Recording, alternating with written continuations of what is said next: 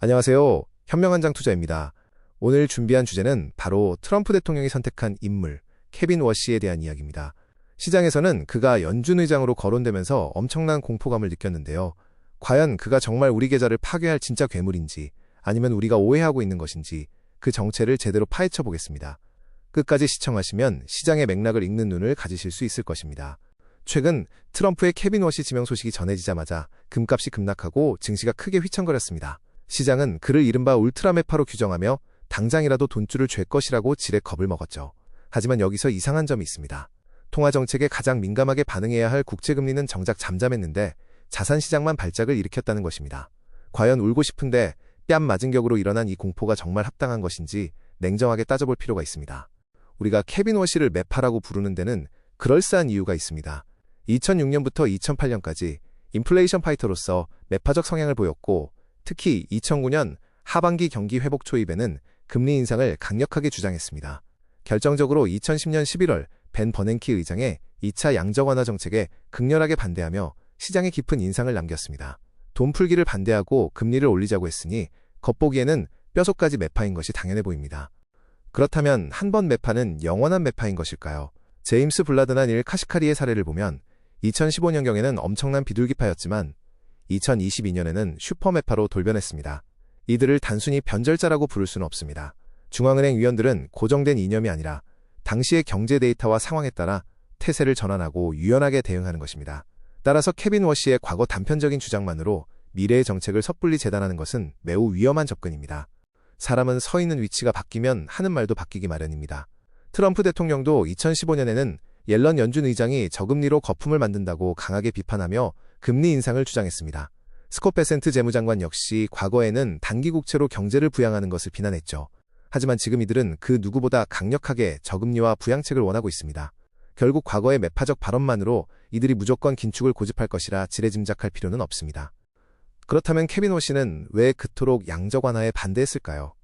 여기서 2009년 1차 양적 완화와 2010년 2차 양적 완화의 결정적 차이를 이해해야 합니다. 케빈 워시는 모든 돈 풀기를 무조건 반대한 것이 아닙니다. 금융 시스템 전체가 붕괴할 위기에 처했던 2009년의 1차 양적 완화는 오히려 찬성했습니다. 그가 반대한 것은 시스템은 멀쩡한데 오직 인위적인 자산 부양을 목적으로 했던 2010년의 2차 양적 완화였습니다. 2009년 글로벌 금융위기 당시의 1차 양적 완화는 말 그대로 심폐소생술이었습니다. 은행들이 모두 망가져 시중에 돈이 전혀 돌지 않는 절체절명의 상황이었죠.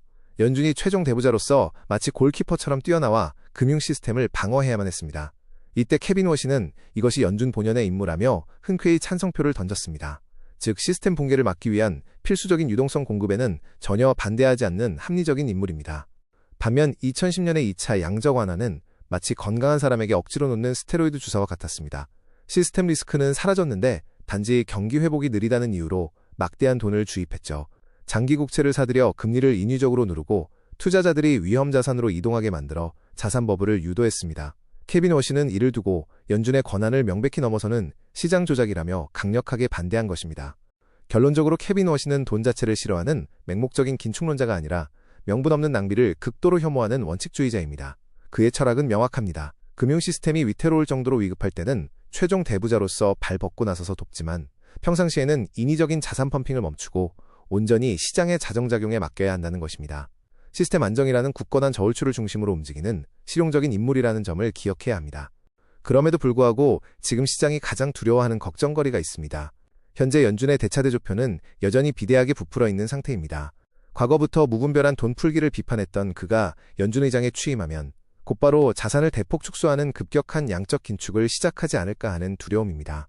이로 인해 또 한 번 시장의 유동성이 마르고 투자자들이 발작을 일으킬 것이라는 불안감이 팽배해 있는 상황입니다. 하지만 너무 걱정하실 필요는 없습니다. 시장에는 이미 강력한 안전장치가 마련되어 있습니다. 스콧 베센트 재무장관은 대차대조표 축소는 최소 1년 이상 지켜보며 매우 천천히 진행될 것이라며 시장을 안심시켰습니다. 또한 최근 레포 시장 등 단기자금 시장이 빠듯해진 상황에서 더 이상 무리하게 유동성을 흡수하면 시스템에 금이 갈 수 있습니다. 위기를 싫어하는 케빈 워시가 굳이 무리한 긴축으로 사고를 칠 이유는 전혀 없습니다. 또한 연준의 독립성에 대해서도 새로운 시각이 필요합니다. 과거에는 대통령이 연준을 절대 건드려서는 안 된다는 무조건적인 독립성이 지배적이었습니다.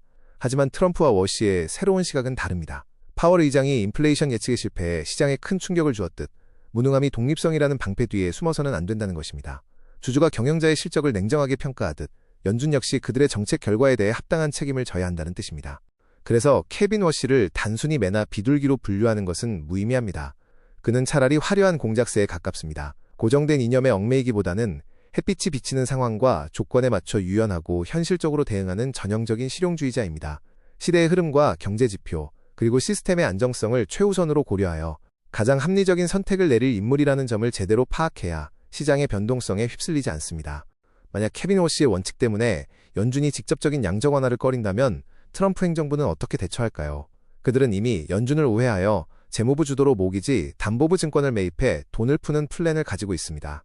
워시가 이를 반대할까요? 아닙니다. 이것은 재무부의 고유 권한이기 때문에 연준이 개입할 명분이 없습니다. 결국 어떤 방식으로든 시장이 원하는 유동성은 충분히 공급될 것이며 우리는 그 경로만 잘 파악하면 됩니다. 결론을 말씀드리겠습니다. 언론이 붙인 매파라는 단순한 이름표만 보고 지레공포에 질려 여러분의 소중한 주식을 팔아넘기지 마십시오. 케빈 워시는 위기 시에는 든든한 구원자로 나서고 평시에는 원칙을 지키는 합리적인 조율자입니다. 자극적인 헤드라인에 흔들리지 마시고 그 이면에 숨겨진 진짜 맥락을 꼼꼼하게 읽어내야 성공적인 투자를 이어갈 수 있습니다. 이상 현명한 장 투자였습니다.